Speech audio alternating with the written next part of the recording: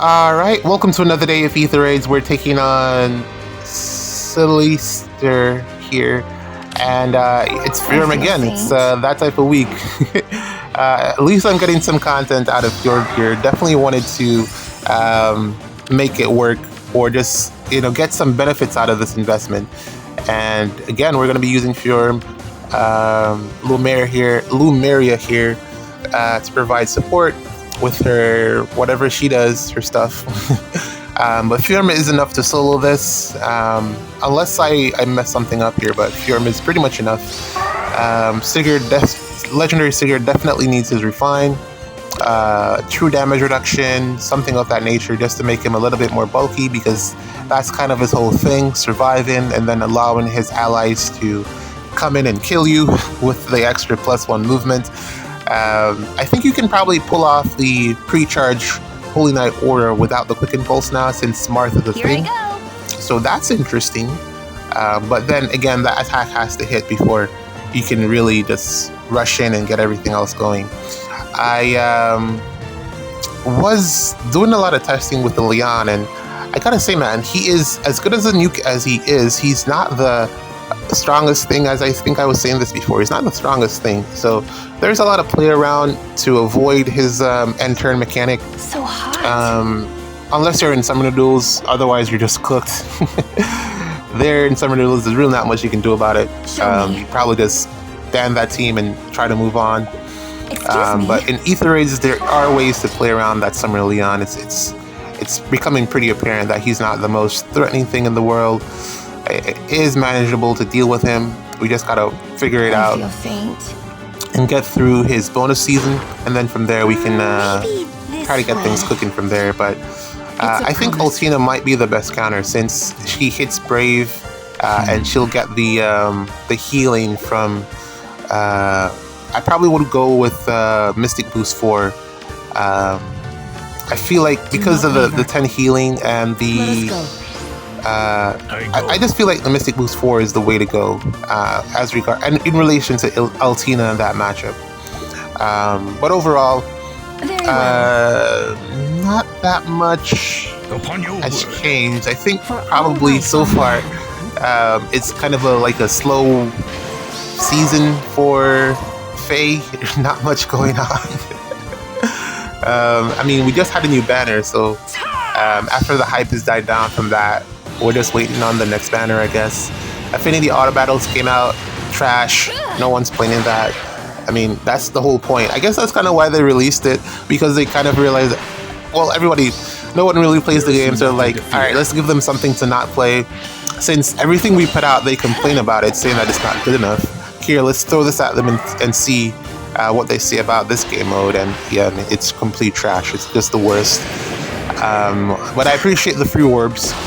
Not gonna lie, the free orbs are always nice. Although we could have gotten the orbs from, oh no, Rooker Sieges. Did Rooker Sieges give orbs? I don't remember. But anyways, Lumeria there, Fjorm here. This is going pretty swimmingly. I think the only other thing that I wanted to mention was anime. Anime related. And I was watching Eminence in the Shadow. It's kind of crazy. It's kind of bonkers, man. It's so bad, but it's so bad that it's good. It does bad anime really, really good. It just, I don't know. It's this. There's actually a story there. If you, what I do here? I kind of need to keep Sigurd alive here. So hot. Hold on. Here I go. I'm gonna have to figure out a way to not kill Sigurd here. Hold on.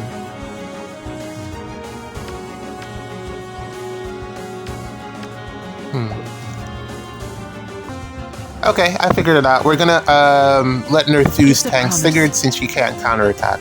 Pretty simple. Alright, so back what I was saying. Show me. So, Eminence in the Shadow actually has a really compelling storyline if you look at it closely. There's a lot of potential for a good story. I'm trying to cope with this. Just hear me out. There's a lot of potential there for a good story. See, what they should do is, like, his whole thing is that he wants to be stronger, but they haven't really gotten into Sid's story yet, the main character Sid. They haven't gotten into his story in terms of why he wants to get stronger. And it could be because of his sister, and then they could tie that all into his origin story. Like, his sister died in the first time that he got, because if you watch the end of the second season, it kind of looks like this reincarnation thing isn't the first time that he's done it, and he kind of knows how to do it, just kill himself off, and then, like, it makes the first season make sense.